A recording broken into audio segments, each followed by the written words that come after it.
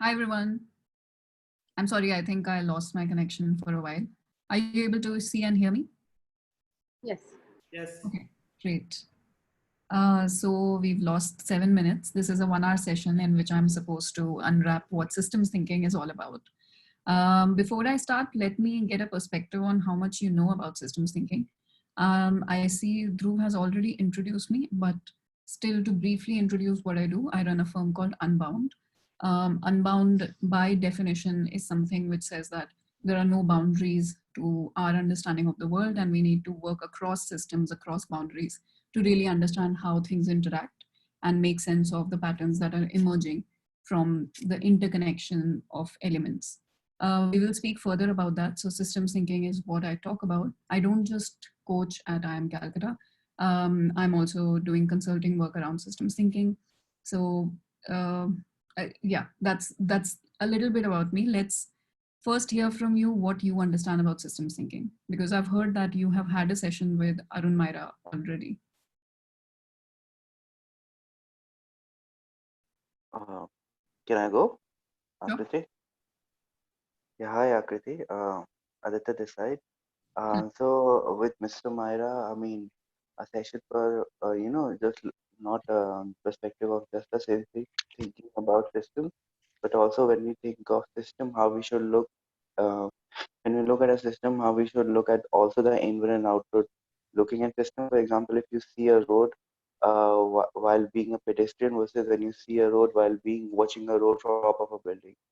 So how those systems really change and how it is intertwined and how I mean my perspective system is like is always around the city or urban setup, which is a form of a system within a system.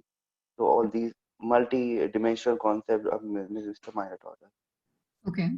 I see that you touched upon vantage points. That's one perspective where, the view that you have of the system is based on where you are situated in the system.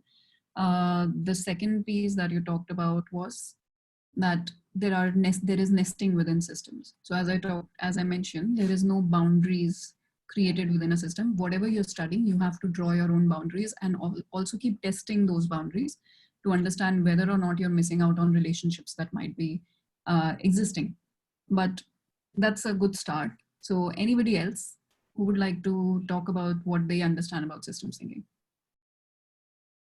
Basically, Akriti, what I feel is system thinking is something wherein we move forward from this idea of things operating in silos. Generally, what happens in the government or in private sector, things generally, if somebody is a specialist, he considers things only from his perspective. But then system thinking is going over and above that and seeing things from a generalist or a bird's eye point of view, a holistic approach wherein you understand the different interlinkages of what affects what, and just not just not seeing things in silos. Okay. Yeah, that's a pretty good definition as well. You mentioned the fact that we move away from siloed thinking and the concept of generalist versus specialist. Actually, that begs the question, and I have been mulling over this quite a lot. Do you think systems thinking is a specialization or a generalization? It is probably the specialization of generalization. Yeah, that's very correct. That's how I introduce myself to a lot of people, and it's very mind-boggling for anybody to wrap their head around what that means. But great to hear this. So I feel that this class is actually a few steps ahead on just understanding these concepts. Anybody else who wants to take a shot? Not just definition of systems thinking. Maybe you can give examples. You can talk about some interesting features that you heard about in the past.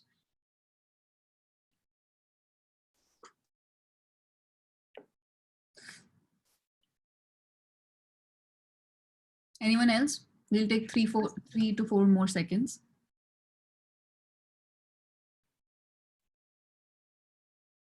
Okay, I think everyone's saying you start talking about it. All right, I'll take the aid of some slides, but of course I will not rely on them completely. We will be talking about this quite a lot. So just a second. Yeah. This is a quote that really hits home when we're talking about systems.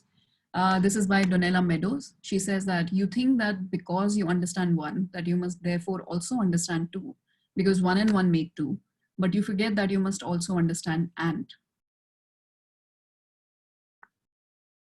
Can anybody, explain what that means and why this is relevant from a systems perspective? Uh, I'll take a shot at this. I think this basically means that it's not just important to understand the result that comes after adding those two components, but also the process that led to the addition and the result Yeah. of any component. Yes. So this is a very mathematical statement, and it's very easy for me to, use something like this at an IM Calcutta session, because most people are very comfortable with mathematics, with operators, etc. But, the concept of and as defined over here is not linear. So in systems, it could also have emergent properties. You must have heard about emergence before. So emergence is anything that, when two things are coming together, what happens? What happens from that combination? It can create properties that did not exist already. So imagine this and, over time, let's say in a longitudinal horizon, this and does not make one and one becoming two, but over time, that two becomes three or something like that. So it could be a factorial. So you're not looking at it linearly, you're actually looking at it over a longer horizon. can I add something to this, Aakriti? Yeah. Yeah, I mean, so how I understood is that you just take a simple example of congestion where when you're driving, you think I am the one, and you see cars on the road, and then you question why there's so much congestion, and that's what the other person is thinking. But when we bring this concept one and one, this is the whole concept that everybody, because they think what about the other person rather than about them, that leads to the problem of when we look at the congestion. So I was just looking from the more perspective of the urban context of this particular thing to unwind. Yep. So I've heard that a lot of you have, all of you have capstones that you're working on. So we will, I would like to understand them a little bit more. And I got some very good answers from you guys on the Delhi education reform. I'm assuming most of you have gone through the video.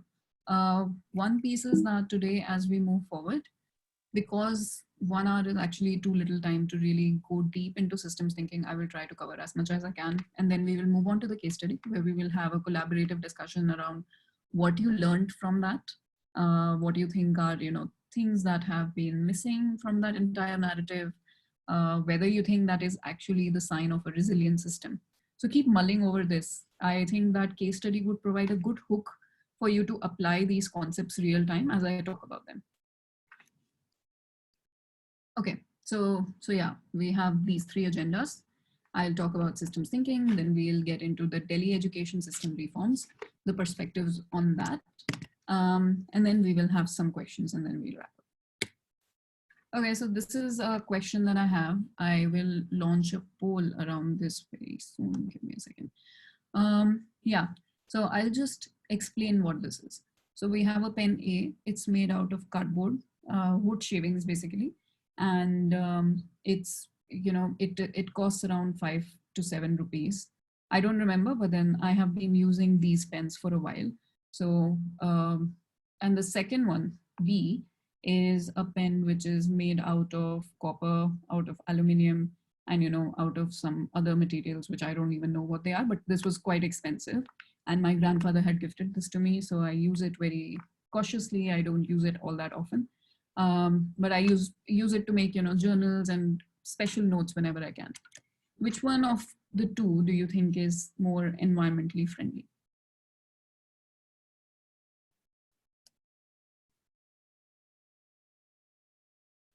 I'm sorry, just by common sense. okay. So yeah, the poll has been launched. Thanks for this.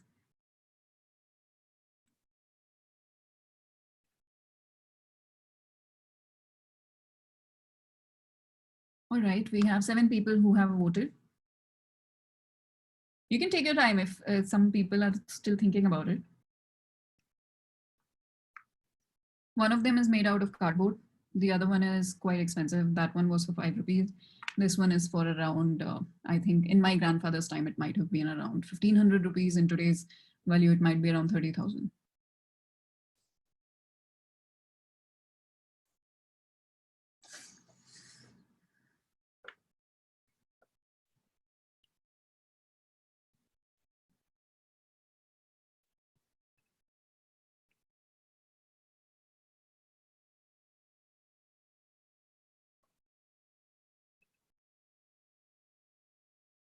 Okay, the poll is still going.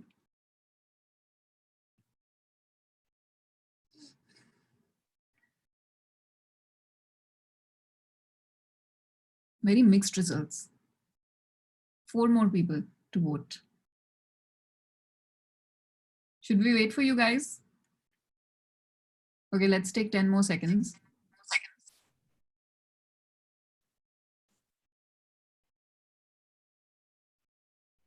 Two more. All right, time is up. I will end the poll now. So here are our results. We have a lot of people saying A, the cardboard one, and that's an intuitive guess for a lot of people. Then we have B, an intuitive guess by 6 of you. Then there are 2 people who are preferring B, who want to explain the results. And there are 4 who want A, and they will explain the rationale as well. So let's hear from those 6 people.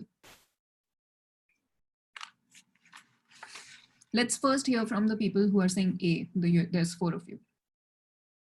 So I had said A, and the rationale behind that was you said that the pen is made up of cardboard or even some part of wood, but then you know what it is made up of, and even though that is trees are something that we consider to be cutting them is not eco-friendly, but then you can always plant that you can always plant them, you can always have afforestation. Whereas if minerals are getting exhausted, it will take time to replenish them or bring them back, and moreover you don't know what other materials are also there in that pen. So like both are used for the same purpose, that is writing, and we have so many much material in the pen B, whereas only a simple material in pen A. So I think that is my rationale. Okay, strong enough. Anybody else? Let's hear from 1 or 2 more people who are speaking for A. Hello. Yeah. Yeah, Shahaji here.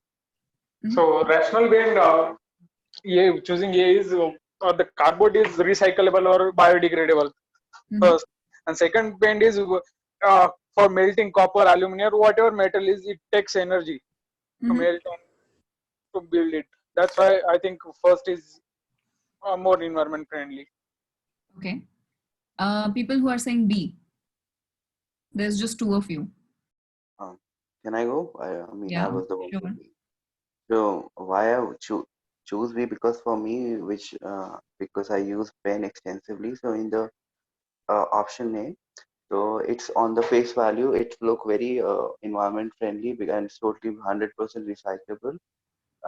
But if I use about 10-20 pens a month, then I have to buy it 10-20 times. And then if I just look at whole ecosystem of getting a pen to me versus buying a single pen, which I just have to refill over whole my life. And since it's a metal pen, I'm sure that irrespective of how I keep it, there won't be any incident. Just keeping a pen and then it just uh, torn in or anything happen. It's a strong piece, and if I just buy it once, I could sustain it for one life. And as you mentioned, your grandfather transferred it to you, so the lifetime of this product is much beyond. So it's all depend what value you perceive. For me, so B is the value, not the A. Okay. Good perspective. Are we hearing from the second one, or should I continue? So I pretty much what Aditya has said, but it's obviously an intuitive guess because it depends on what technology we're using to recycle the cardboard as well. So pretty much. So if you have a pen which lasts for 30 years, and why not, right? I mean, like taking 20 pens and you don't know what sort of technology or machines that you're using. So using those machines to recycle the cardboard also is not is taken from the environment. So really, it was just a guess from my side. Okay. Are there people who have changed their minds? No, everyone is sticking to their guns. Not a single person. You can comment if yes. All right. So so I would side actually with what Aditya shared over here, that it's not about the pen, it's about my relationship with the pen. The whole concept of the and is about the relationship that you hold with a certain product. And the relationship is the interlinkage.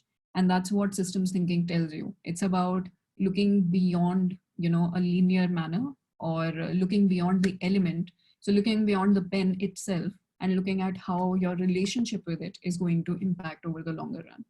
So we have all in the past, and you know, this environmental debate has been raging on for a long time. Over the past 20 years, we have moved to single-use products.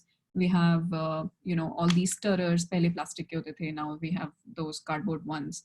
Then we moved from using plastic products to more of cardboard, styrofoam sort of products for coffee, etc. And now recently we've been moving back to using one product. So even at a Starbucks, you might see that there are certain cups.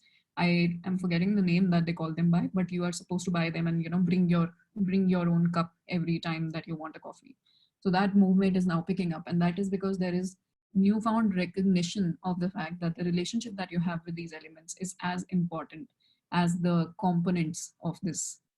So Aditya explained it very beautifully. I don't think I have to delve into this more, but does everybody concur with that or no?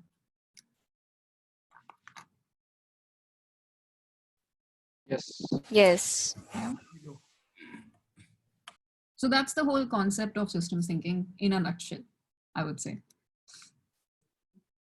Now, what is systems thinking? I've heard a little bit from you.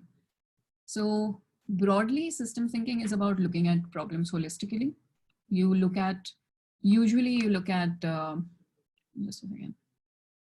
I shared the results, right? Of the poll? Okay. Yeah, yes. So you look at problems holistically. A lot of work that we right now do is built on looking at actions and their effects. So we look at causality from, you know, a linear standpoint. We don't look at the effects or the side effects, or what is it called? Unintended consequences, which are not actually unintended consequences. They are expected consequences, just that you avoided expanding your boundaries enough to look at that. A concept like RCA, root cause analysis, which is used in management quite a lot. And I come from a management background. So I've seen that a lot of the interventions that are designed in management sciences are very linear in nature, because we have been schooled over, you know, from our childhood. Our academia is built around linear thinking. So we have not yet inculcated an ability to think of the feedbacks, to move beyond reductionist thinking. That is how I frame it. It's Cartesian reductionism. Basically, analytical thinking is about breaking things down into pieces. Systems is about bringing things together and looking at the linkages to study what is emergent behavior and what is leading to what. So here, you know, even things like the invisible hand of the market, it works very beautifully because it has feedback loops which work very well, but they only work when the market is very efficient. So a lot of the problems that we're seeing in late stage capitalism are because there are feedbacks and there are accumulations happening because of the nature of the behavior, which are not in favor of the invisible hand working very efficiently. But because we've been sold this idea of the invisible hand as being the supreme good, we overlook those feedbacks. So this way we shed light over what is happening when we are not, what is happening when we are not observing.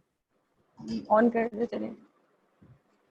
You can mute yourself, everyone getting disrupted. Okay, so in systems thinking, we have a lot of ways of looking at what's happening. There are behavior over time graphs. As I told you, it's usually long-term in horizon. I've also done some systems modeling of the coronavirus spread. So that's where it's a shorter time frame that we're looking at. We're looking at the dynamics of the system, and that's more of a mathematical model.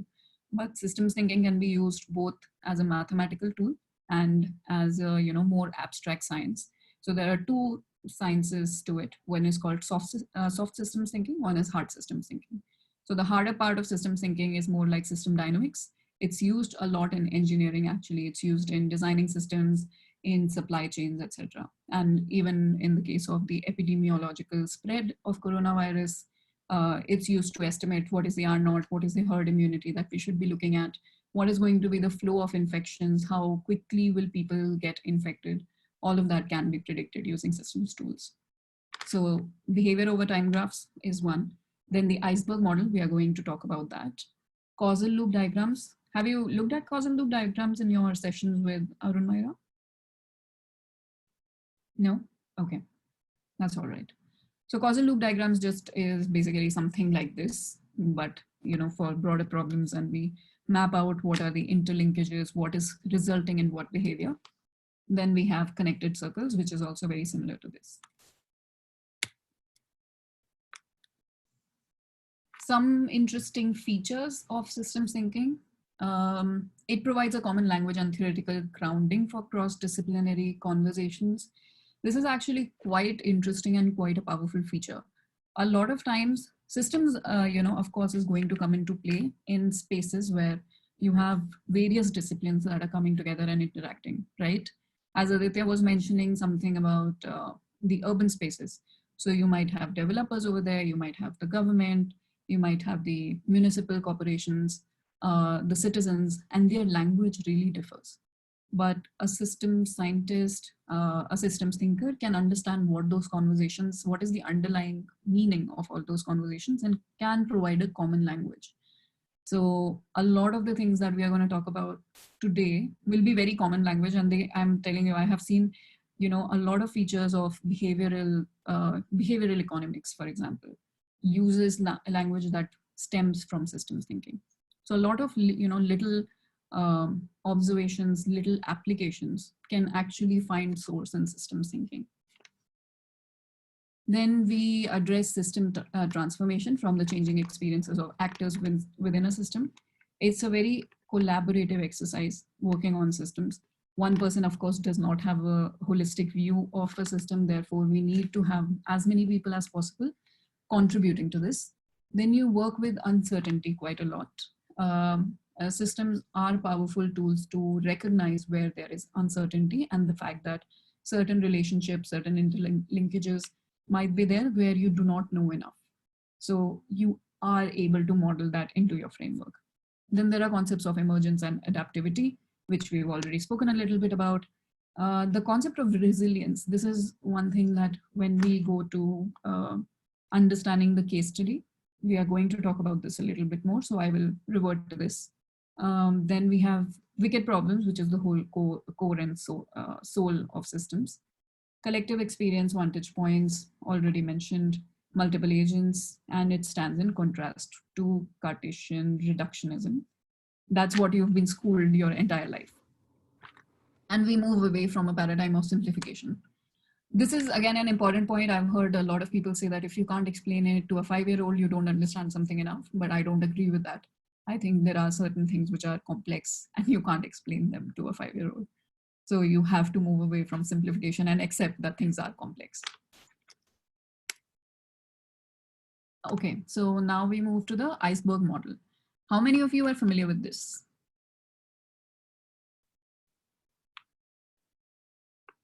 I'm sure many of you are. Yeah. Okay. So basically, this is at the core how you look at a system. There are certain events that are visible to you. These are things that are happening. Then there are patterns of behavior which show you trends over time.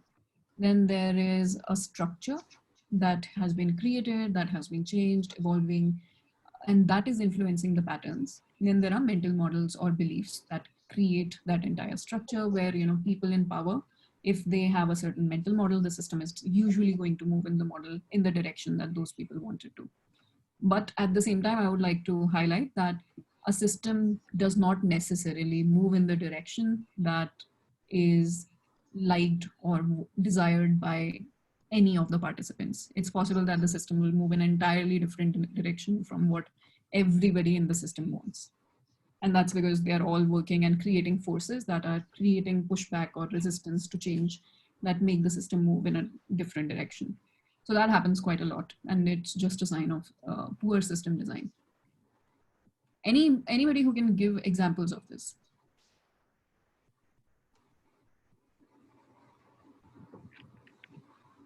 Okay, let me give you a hint.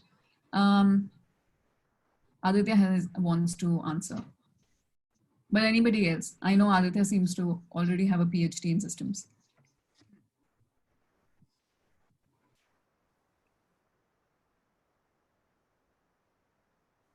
So one interesting application of this is that a lot of things that happen around you, they might frustrate you. And this is a recent learning for me.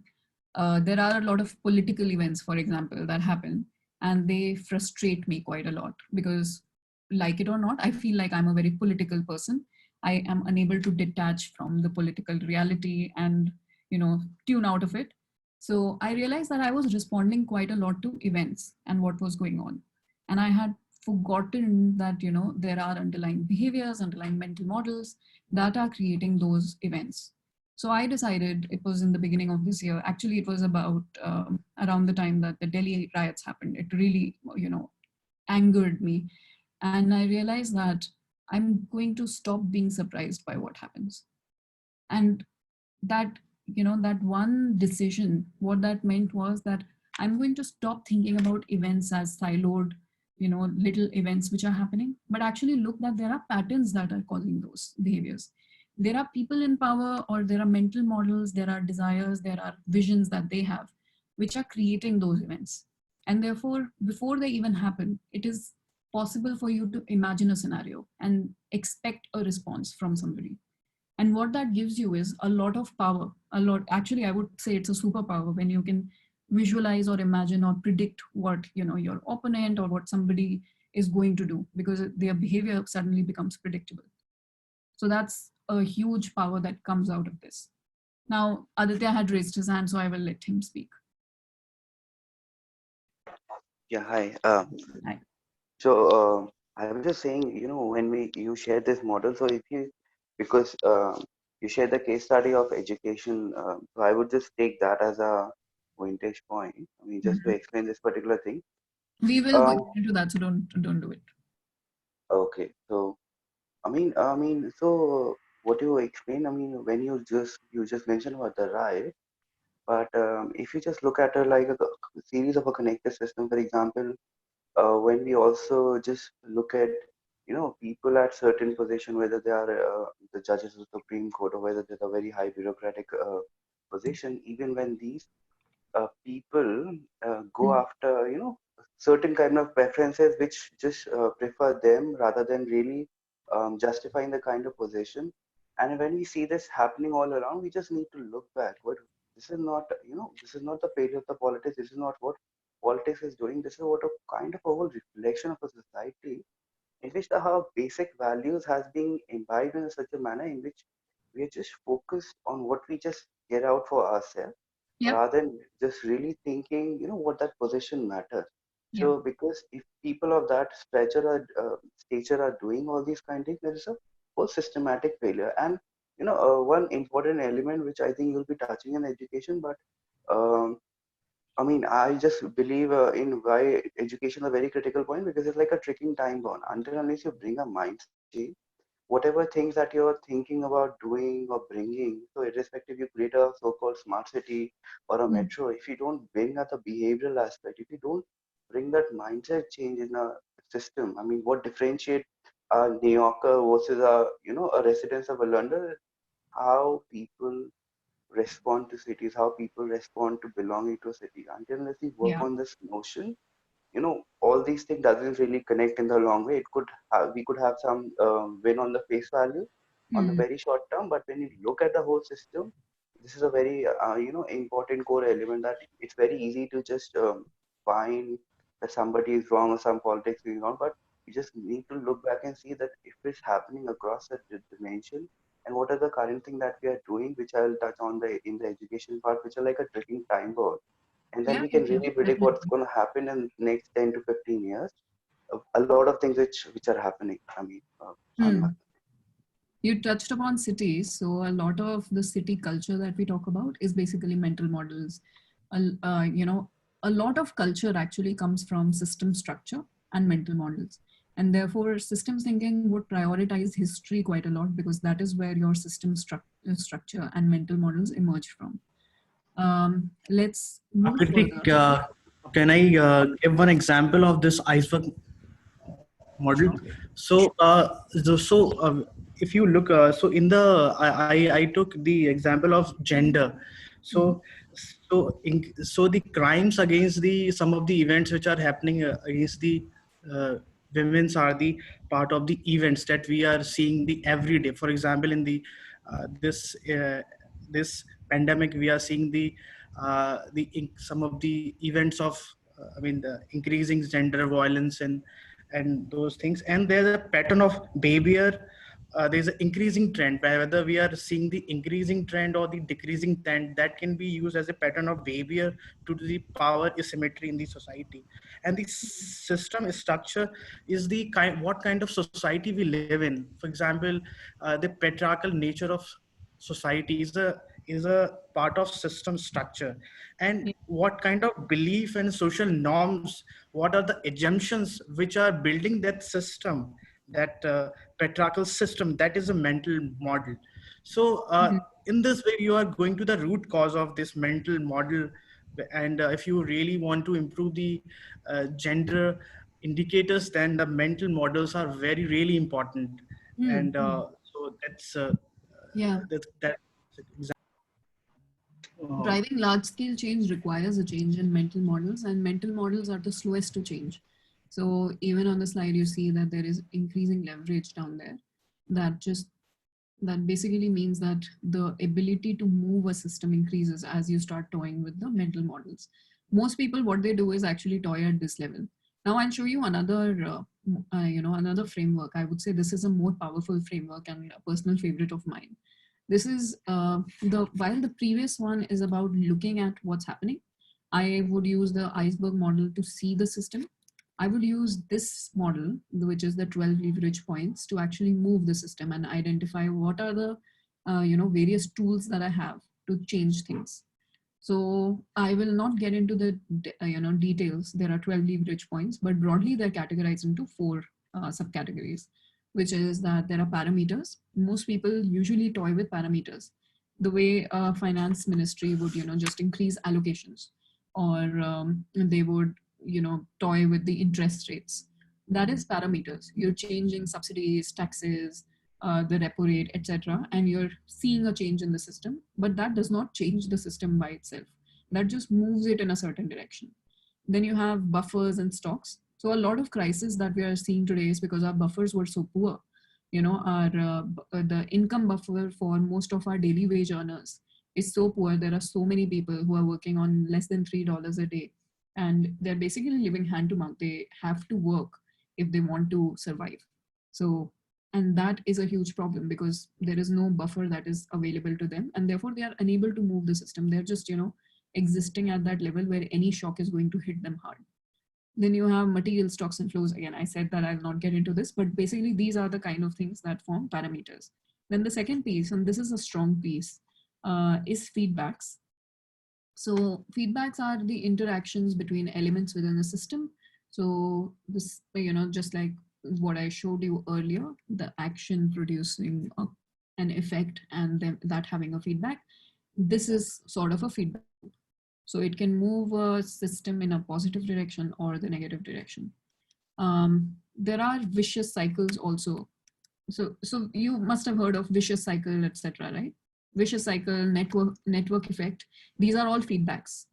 So a lot of your strong business models, from a perspective of a business school, of course, we talk about this in the sense of the network effect. For example, Uber or a Facebook, they are powerful because they have strong feedback structures. So those businesses, they thrive. As more people join, the stability and the structural integrity of that business model becomes better over time. So that's what the power of feedbacks are. You cannot change parameters, and expect that kind of behavior, but you can change feedbacks and expect that. So feedbacks are of two broad types. One is attractor, and the other one is moving in a reinforcing direction. So the attractor is like, so Nikki Case, she does, this is a person who does games, a lot of interesting games.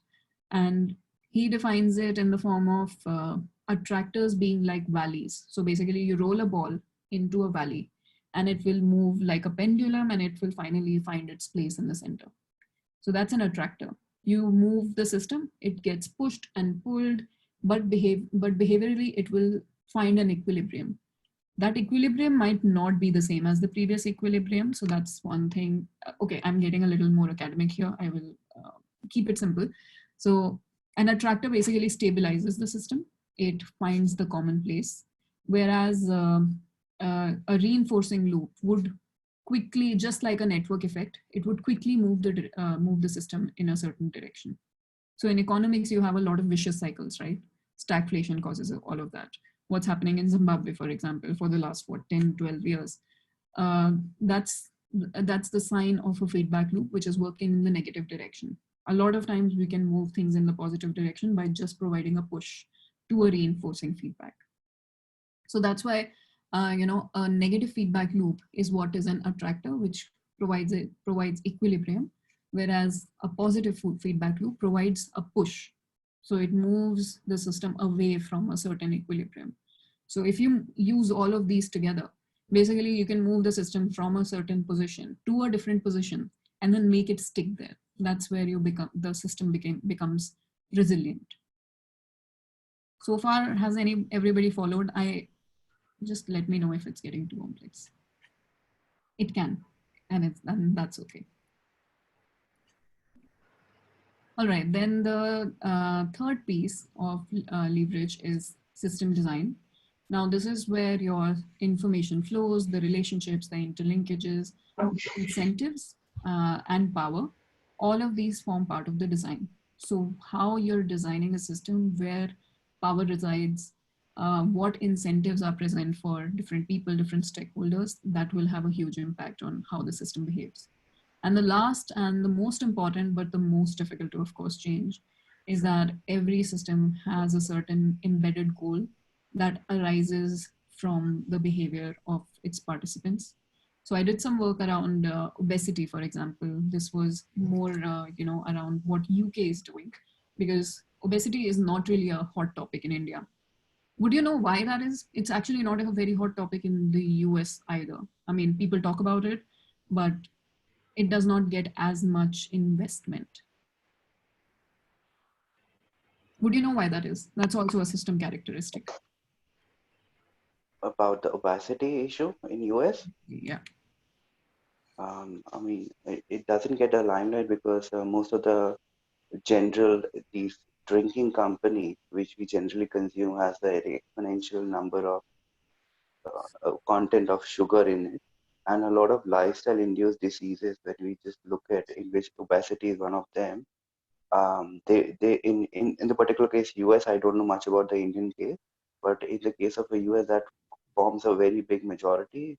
So they have a very strong and effective lobby mechanism which ensure that.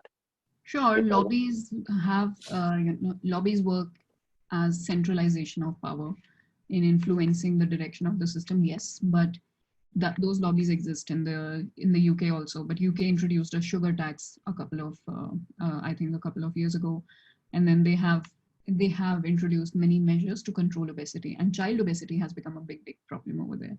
Why do you think they are focusing on it? I'd answer the previous question. I think it could also be do with what people perceive obesity to be.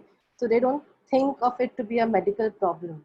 Mm-hmm. And this is from personal observation, that people just think that why don't you exercise, why don't you diet, and problem will go away. So they don't take it as seriously as any other medical issue. Okay.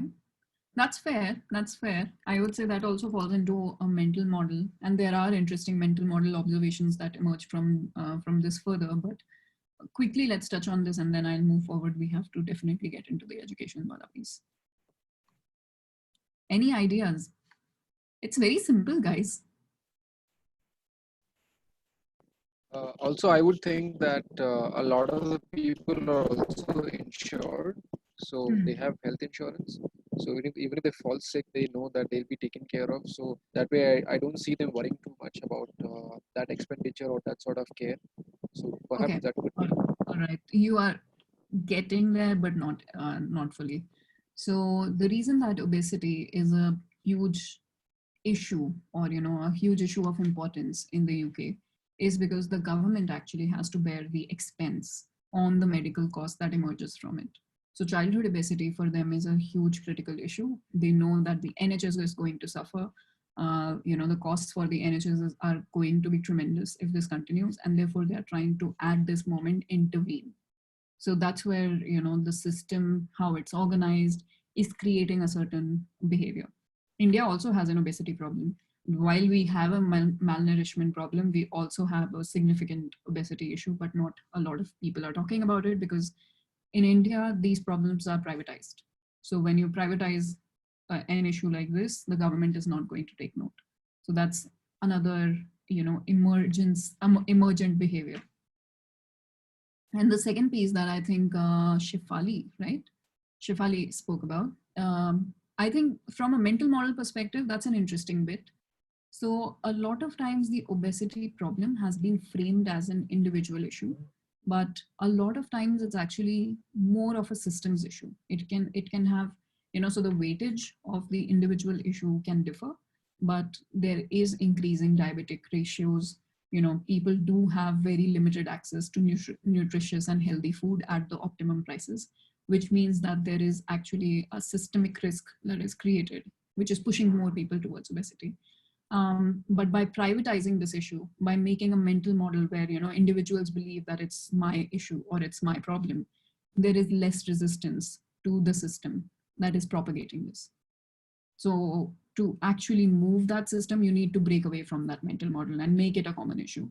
Maybe have studies emerge which are looking at this problem and understanding why this is happening, what have been the trends, and then basically move it away from individual ownership. That's happening even in the waste management space. A lot of times it becomes an individual issue, which dissipates a lot of the momentum for climate change or for all of these conversations. Okay, now quickly we will jump into the education conversation. So we will look at the iceberg model. Let's use that to frame the case, and let's quickly get the conversation going on this. So let's actually have the poll quickly. We don't have too much time.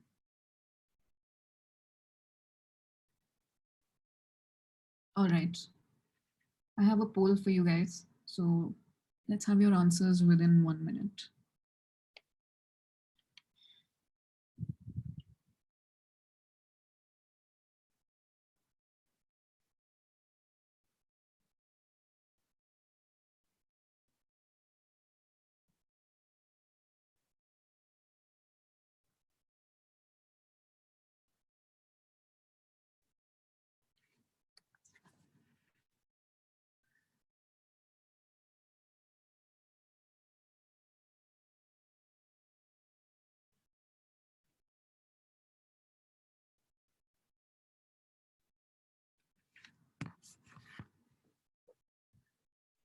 Come on, 5 more people.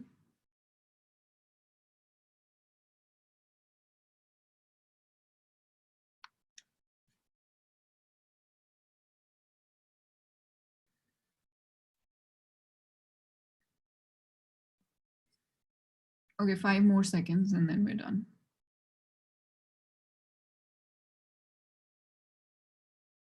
All right, I'm closing it.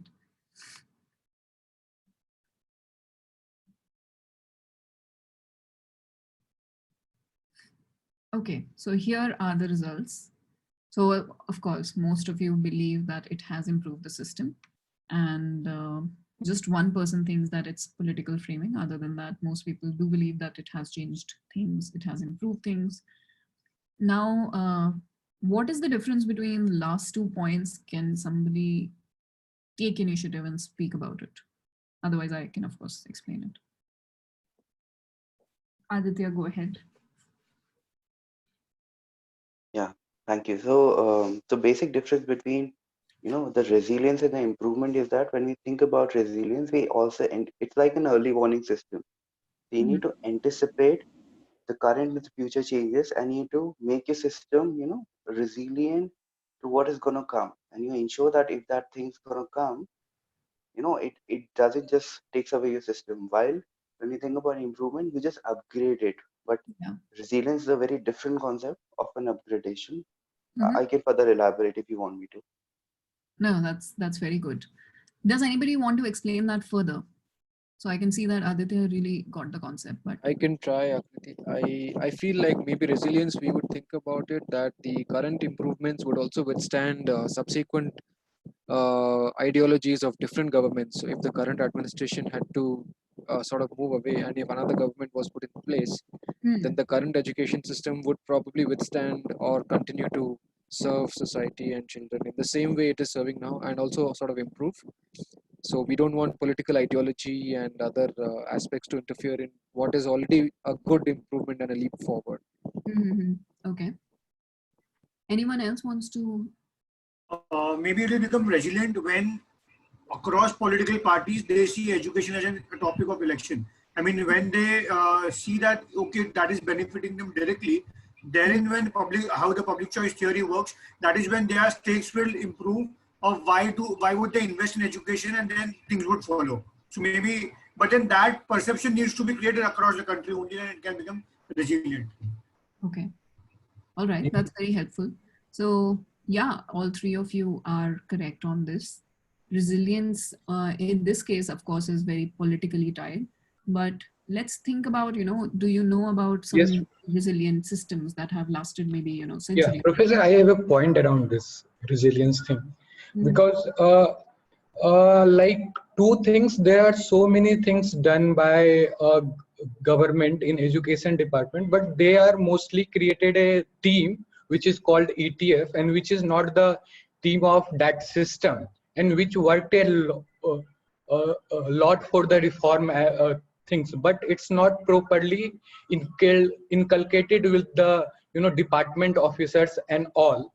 And there are few things which are like tangible, like school building and all, which are easy to visible, but there are things like improvement in learning outcome and all, it will take time. So don't we think it after this political regime, if some other government will come and it's also sustained at that time, so then we think a system got in resilient mode. Otherwise it's a like political will to do the good for others. Okay. Can you reframe the question? I didn't catch it. Yeah, I just said ki, there are mostly there is a political will. It's not a systematic reform within the system, and it will be sustained. Okay, so your point is that it requires political will, so it will not be sustainable, because as political parties changed, that system might not be a priority of some other party. Yeah, that's true. So that is where the resilience of the system is under threat. So now, to make the system resilient, you have to make it a priority. But I would still argue that by showing what is possible, earlier we were living under a mental model. If we look at this and if we see where this was, we have to see where this was and where it has gone, and then look at what has moved it. So there are these three levels of analysis that can be done. Where it was, the mental model was that, government schools. So she starts with this quote, right? That she talked to a friend of hers at a dinner, and she mentioned that we are going to change schools. And that guy just laughed and said that government schools mein tum kuch kya change karoge? Ho hi nahi sakta hai. So that's a mental model that people are living under. And when you have a mental model like this, your people who can demand change are also not demanding change because they also believe it's not going to happen. So by showing that it is possible, they have to some degree created that mindset that, this is not a problem which is unchangeable. And that mental model can put more political will around it. So tomorrow, if another party comes into power, there will be pressure on them to, to, if not improve, then sustain the current system. But then, of course, those bits and pieces need to be strengthened further. But, yeah? Yes, but one thing, this is Avik here. Yeah. I was hearing the discussion is quite interesting to hear. I think one of the things that Delhi government has done is like spending 26% of the budget on education, which is like way above that any other state can even think of doing. Yeah. It is that it is a state which has very high income, and it doesn't have to spend a lot on agriculture subsidies and things of that nature.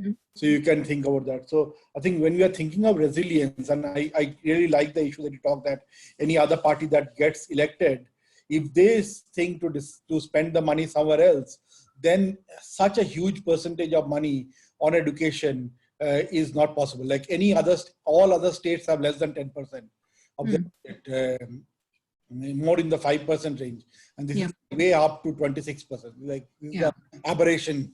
So Aakriti? Yeah.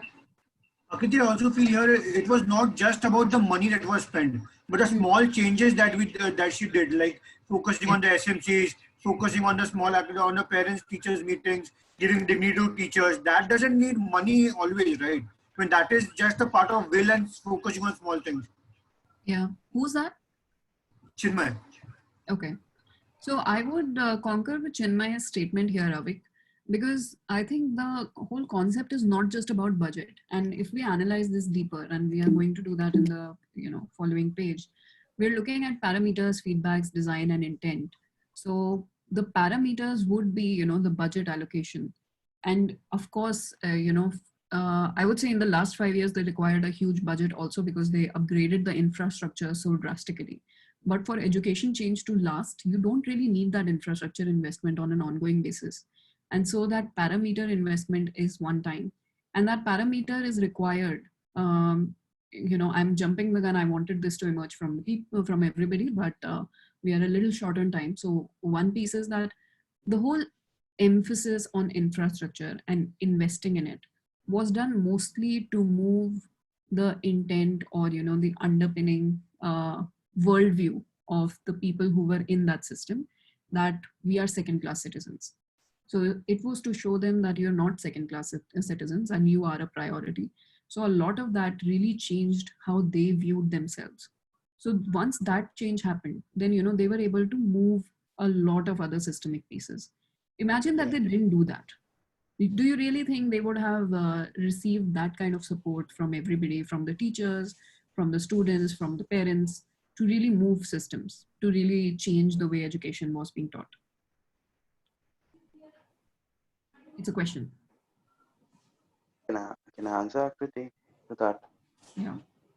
Yeah. So I think with the Delhi government case, it was a combination. It was first the will, and then the budget flowed. But just coming from the TED talk, when she mentioned about how the earlier teacher training used to be, and teacher used to hate these certain kind of a training, but how just using the school, not any fancy places, and just even in the minimum budget, how they standardize thing, when they ensure that there's a table with 4 teachers sitting around, there's just one Bisleri bottle, there's a packed water, the packed food.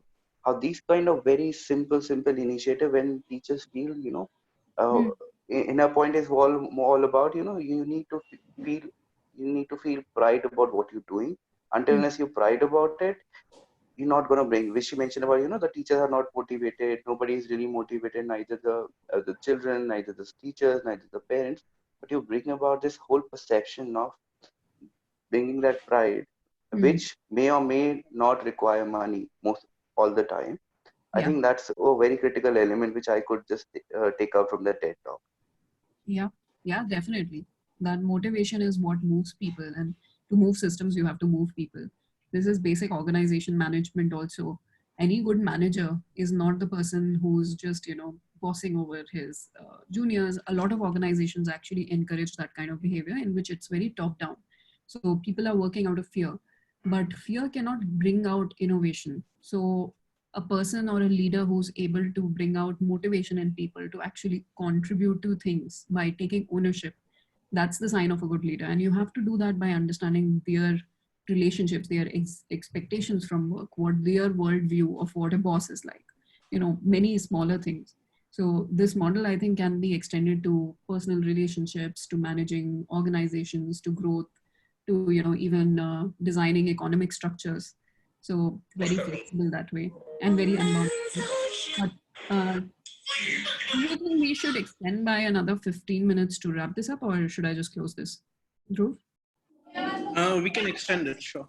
Okay. Anybody who has to go anywhere, you are free to drop out. So what we are going to do now is just, get people's perspective. I will write down a couple of pieces. Let's have some bullet points going. Okay, let's first look at what are the parameters that made change happen.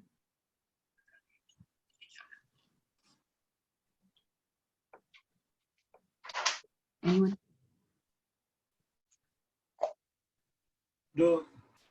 As you said, the first parameter was the money spent on infrastructure initially, the one-time investment. And I think there was something that from where did this come? I mean, from where does the will to spend this money come? So I think the underlying factor for that was that inherent will to show or give a statement that, okay, we are different as a party and our priorities are different than the conventional way in which politics has been seen in this country so far. Okay. Just so I would bucket that under intent. Okay, one more thing is behavioral change, I guess. That's huge to change any kind of system. And in school system also, behavioral change matters a lot. I don't want behavioral change. I want kiske against mujhe ye mark karna chahiye. This is more like an active, generative discussion. Let's get this slide filled up with all contributions. Where does it fit? Think about that.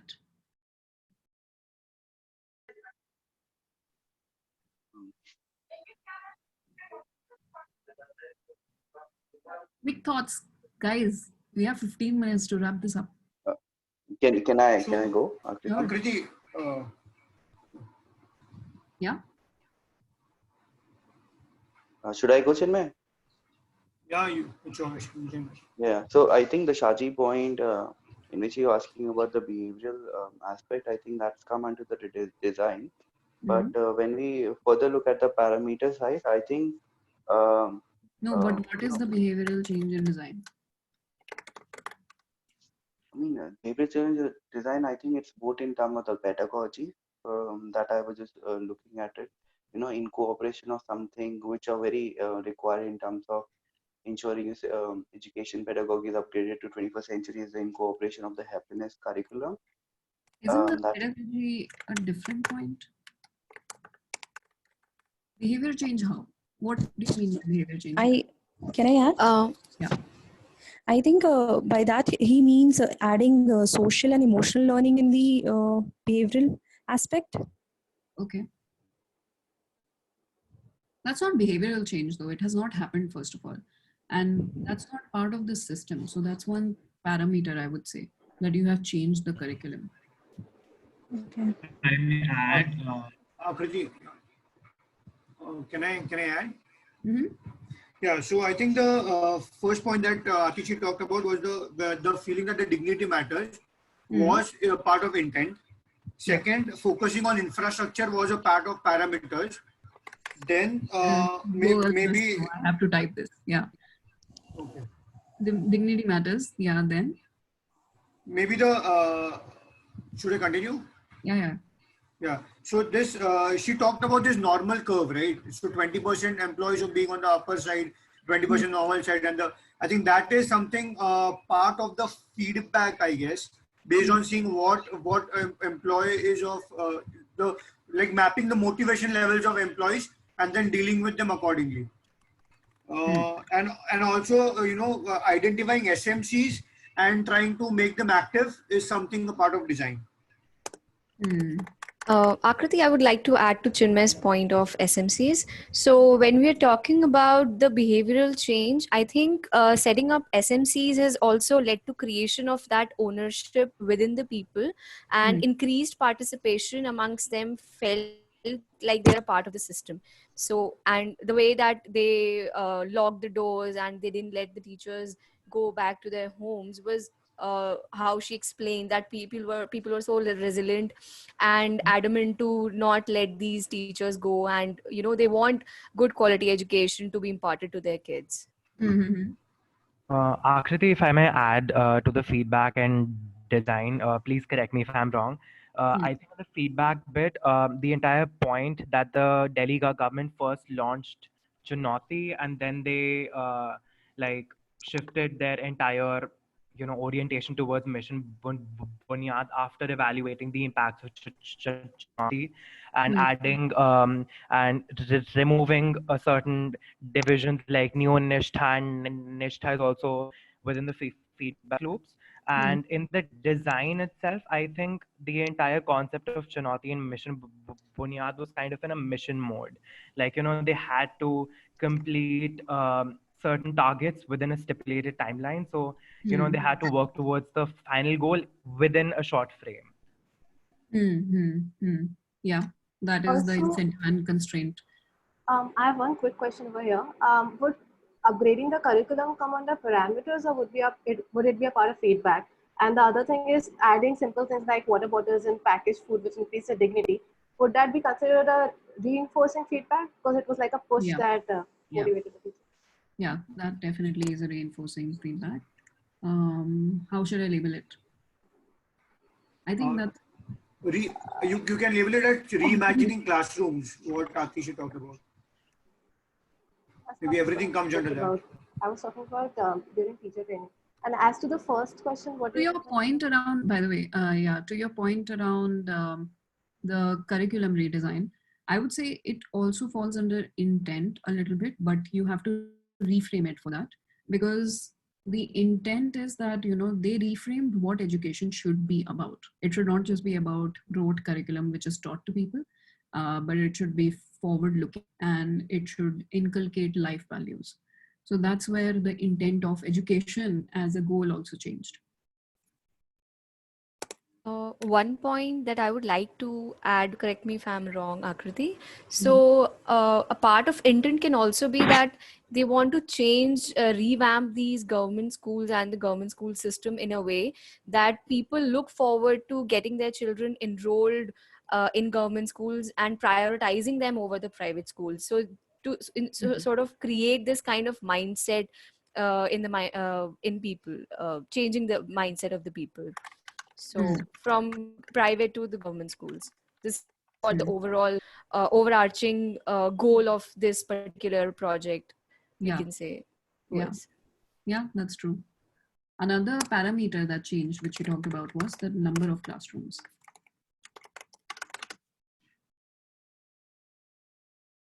So now you see, just by laying this out, these are the things that we are able to see.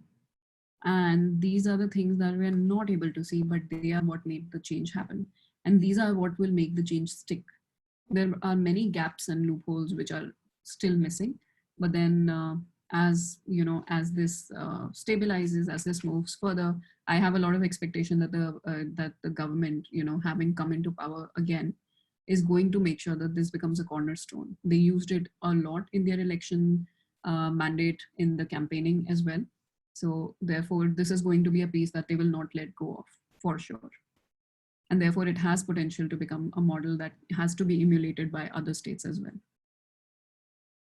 Any other inputs on this? Akriti, the entire concept that Atishi mentioned at the last of reimagining classrooms, wherein she talked about how they restructured the classrooms and group activities, happiness curriculum. Don't you think that a lot of this can be a part of design? Reimagining the classrooms, etc. Yeah, I mean, all the components of the reimagining classrooms, like curriculum design, then focusing on group activities and changing the way education, the delivering education, the way education is delivered. Don't you think it can be a part of design? I don't think that's design so much, because when we're talking about a system design, it's not the same as a classroom design. You're talking about the change in social structures and the relationships. So that does not change with a classroom redesign. With a curriculum change, definitely there's a reframing of what the goal of education altogether is. So I would maybe, include it in this, the fact that the classrooms changed and all of that, but I would still keep it under parameters. broadly.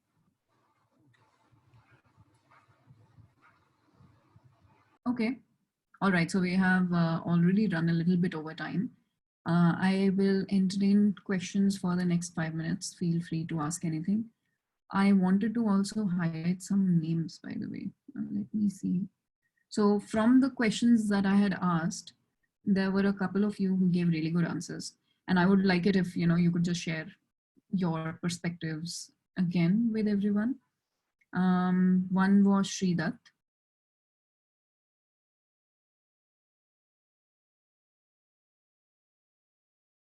Then one was Ishan Gupta.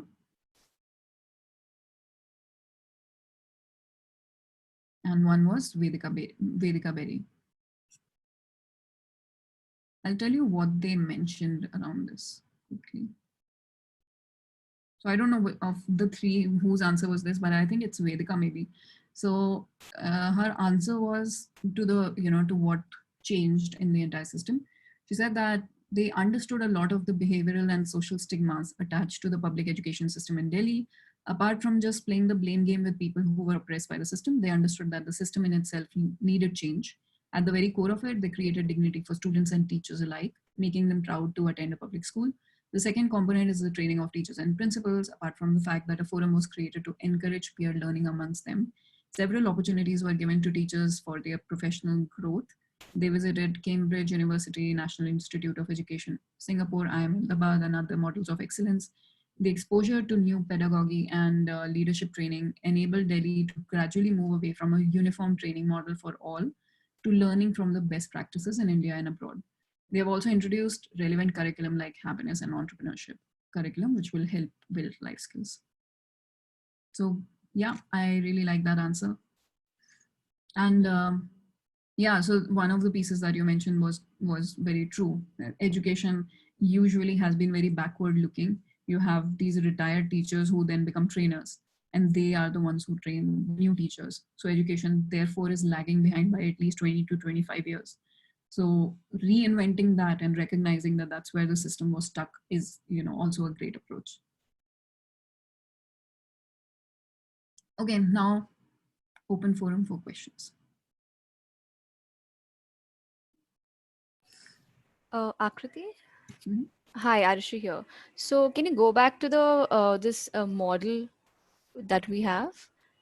Yeah. So is it a linear model that starts with the intent and then goes on to the design, or is it some sort of could you just explain the sequencing and if there's any linearity attached to it? I don't understand the question about it being linear. The framework is around what are the leverage points for change to happen, and it moves from basically top to bottom. The top ones are the parameters, which are elements, not parameters. Let me not confuse you. So the top ones are elements which you can control usually quite a lot, which you can change very easily, but they are the ones which have the lowest power to change the system. So your leverage increases as you move downward. It's like how do I say it? Yeah, it's like torque. If you know the concept of torque, the farther that you get from the place where the pressure is to be applied, the more you have the leverage to move it. So therefore, these pieces would be the farthest. Actually, no, these pieces would be the farthest, and these pieces are the closest. So these are the closest to where change needs to happen. I use a lot of engineering lingo, by the way, in explaining these things. I'm sorry about that. No, it's fine. So my question essentially here is that you need to have an intent first for you to leverage these elements or parameters for you to achieve a goal or the intent that you plan to achieve. So why are we first focusing on the elements and the intent comes later on? Like, No. Okay, so this is not sequential. Don't look at this as a sequential list. This is where, you have all of these are separate elements, and they are organized in a certain manner for our understanding of how and when you put pressure on some certain things, how likely is it to change the direction of the system. So we will not ever start with changing the intent right away.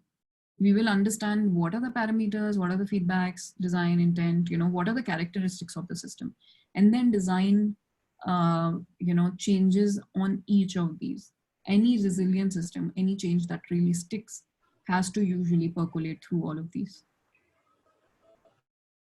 Okay. Yeah, Aakriti, thanks. I think that clarifies. Yeah. So Aakriti, I think I like the concept of systems thinking a lot. The time when we were exposed it after reading Arun Mayur's book and interacting with him.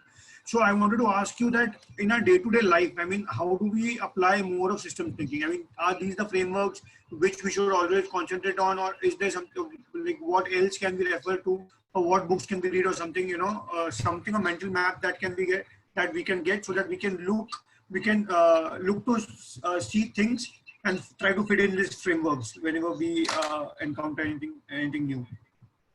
So it's going to be very practice dependent. Systems thinking, I would say, is not tied to just these frameworks. ऐसा नहीं है कि आप ये framework use कर लोगे तो आप systems thinker बन गए. अगर नहीं किया तो आप नहीं हो. ऐसा कुछ नहीं है. But these are just good, useful guides to work on this. It's useful to think of systems in concepts of stocks and flows. That works in the hard systems thinking domain. So when you're looking at how change is happening, you have to look at which stocks are getting increased, which stocks are getting depleted, and then generally in life when you work around. So for example, concepts like productivity, you would get online, you would see a lot of things like productivity hacks, and there are books around it, etc. But at the core of it, it is about understanding your system. So your productivity hack will not work for anybody else because your mental model, what is driving your behavior, is very different. So similarly, for weight loss also, a lot of it is mental, right? You have to decide a certain thing. What works for some people, I've heard there are friends, jinko, some other friends said that you're fat, and that hurt them so much that suddenly, they decide that I'm going to change, but that doesn't work for a lot of other people. So what tools work for you, you have to figure it out. As a practice, what is useful definitely is to, in the economic space or in the policy space, there are lots of systems problems. So you can just draw out maps, look at the interlinkages between two things, look up causal loop diagramming. It helps for you to understand what is influencing what, and therefore what is leading to what behavior. So for example, at IIM Calcutta, this is like long ago, I'd done a modeling around how smoking, how people pick up smoking basically. So we were looking at the increase in the number of smokers, how often they smoke, and then the decrease over time. So health factors make you reduce smoking. Then with age, people stop smoking as much. So all of these, when you model it out, peer pressure, for example, is a very important feedback loop. If you have 100 people around you who are smoking and who think that it's cool, so there's a mental model around it, it's going to enable you to pick it up. Then the second thing in India, which is a very interesting element, which is both a balancing as well as a good input tool, is that cigarettes are available in one stick here, which makes the barrier to entry quite low. Which means that I can become a smoker by just buying one cigarette, 12-13 rupees, something like that. It's easy. Whereas elsewhere, if you have to buy the whole pack, nobody really, ever starts with buying a whole pack because it just suddenly feels like you're a smoker. So nobody likes that. So that's a big barrier to entry. But what it also does, another element or impact of that is that somebody who has a whole pack will usually smoke a lot more than somebody who has one cigarette. So it helps people, also keep the smoking habit a little low. I know a lot of friends who would just pick up one cigarette and smoke. I personally also have done that. So I would just, buy maybe one in a week, and that's about it. If I have a whole pack, I would just maybe, go through it within a week. So that's where just one element has different impacts. So model it out. Think about all of these things. It will start. But then for complex models, you can never be satisfied, right? That you have encountered all the elements or not. I mean, when you have named it unbound, there'll always be no bound, and you'll always be, skeptical with yourself that, okay, have I encountered all the causal links or not? Yeah, that's a very good point. And I think that's where systems thinking is also a very humble practice. It's a science which says that we don't know everything and that problems are complex and therefore we will not be able to know everything. The concept of bounded rationality, which is also somewhat tied to this, but at the same time, it makes people forget that it's bounded. The reason that the unbound concept works is that you first of all need to focus. I think of it as a, if any of you are photographers, you would understand. So you have to adjust the focus of your camera, right? And you have to understand, adjust the zoom. So wide angle lens hai ya fir macro hai. So how far and how well you're adjusting it is basically your system definition. Therefore, it is unbound. It is, when you're thinking about systems thinking in life, it should be about making your thinking flexible enough so that you're just toying with that zoom and you're able to look at things very closely, but also zoom out and look at what's going on overall. Very long answer to this, but yeah. Aakriti, I have a question. Mm-hmm. Yeah, how to, is it a possible or how can we work out a certain kind of a timeline when we are looking at a lot of systematic approach? Because the more we understand the subject in the context, the more dimensional the kind of a system that we're gonna make. Then how to work out the timelines on each and every step or each and every intervention, or is it possible? Timeline in the sense? Timeline in the sense, you showed like 4 patterns from in design, intent, like the parameters thing. But if you have to map it out like in a kind of a, more, say in the modeling terms, more in the kind of a timeline, what would trigger this, what would trigger this, and if I need to this, what I should do, how is there a timeline that I could put? That if I put, for example, if I teach people about MIL, media and internet literacy, in the next 10 to 15 years, when everybody is going to, consume internet and everything, whatever they get on their personal devices, I will ensure, those people are trained to differentiate between a normal news versus a fake news. So that's a systematic approach that you're anticipating something, but can I put timelines, what if I do something, because that's a whole probability game that I'm playing around, but can I put timeline around that? That's what I'm So asking. the idea of putting timelines when you're designing for change is actually, I would say that you need to merge it with that mission-driven perspective. For example, the polio drive, that also was a mission-driven initiative in which we said that, we want to have 0 polio cases, and we didn't know how long it would take, but we worked with that. We worked with uncertainty, but we still put goals because those goals help us to track whether or not we are progressing. And that's a very important element. Your MLE, just having the right metrics is super important. There's this quote that which I also use in personal life, which says what gets measured gets done. So you need to use all of these these triggers to make change happen, because otherwise if you're letting the system be, things might just not happen. So you have to create momentum, and as things evolve and you realize that there's perhaps some resistance you're finding, so your timelines are not matching what they needed to be, then you need to tweak your strategy accordingly. This is not a predictive science at the end of it. It has some element of probability, but it also has a huge component around uncertainty. The whole idea of systems thinking is that we don't want to be mere spectators in what's going on. We don't want to just focus on little elements. We want to also improve the entire system. And so once we understand who the stakeholder, which actors are creating what results, and if we can change those relationships, we can expect the system to move in a certain direction, and it usually does. Thank you. Yeah. All right, great. Thanks everyone for joining this. By the way, I will be having a couple of projects, so if there are 1 or 2 of you who are interested, reach out to me. Apart from that, it has been a really fun session for me, definitely, to hear from you guys. You guys are actually a little ahead on the systems curve than most people that I've spoken to.